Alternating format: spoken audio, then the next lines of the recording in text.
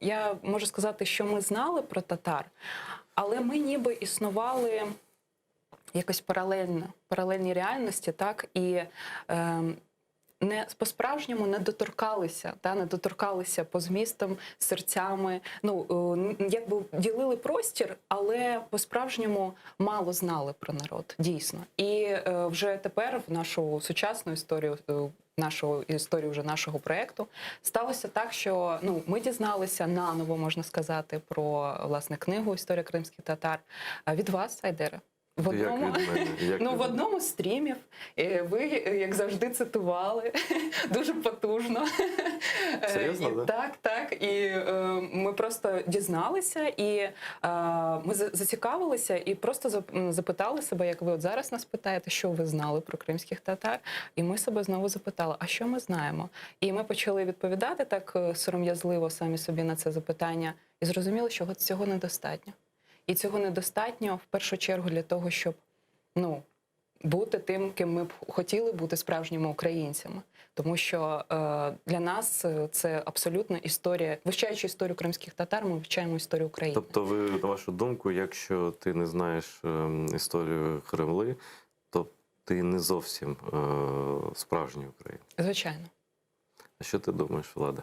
Я б хотів ще доповнити Ірині слова такими речами, як, скажімо, моєю особистою історією. Я теж доповнив би про дитячі спогади про Крим, про відвідини його з батьками, про самовідпочинок. І коли от такі задвіркові декорації, вони залишаються поза оком, тому що хочеться побачити тільки найкраще. Що ж, батьки хочуть, щоб дитина тішилась тільки морем і нічого не бачила, що за тою огорожею відбувається.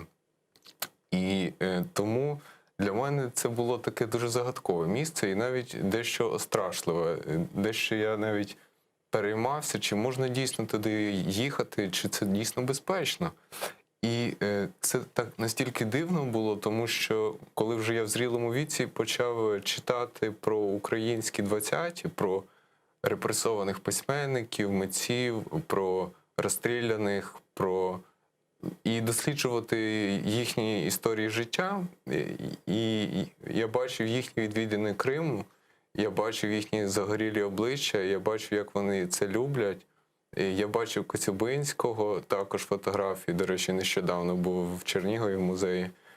І я розумію, що вони цим горіли, вони з цього брали і передавали, транслювали цю культуру і не відокремлюючи Криму від України. Слухай, ніколи. А лякали саме кримськими татарами? Ні, загалом атмосфера такої незрозумілості.